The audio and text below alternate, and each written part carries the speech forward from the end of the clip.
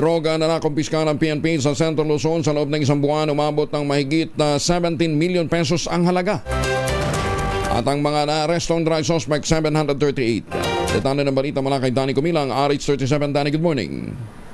Sa patuloy na drug operation ng PNP upang masugpuan lumalalang problema sa illegal na droga sa ating bansa, partikular sa Central Luzon, umabot sa mahigit sa 17 milyong piso ang nakumpiskang droga sa loob lamang ito ng isang buwang drug operation mula December 1 hanggang 31, 2024. Sa Shabu, nakumpiska ang 2,536.50 gramo. Sa marijuana, nakumpiska ang 2,446.88 gramo.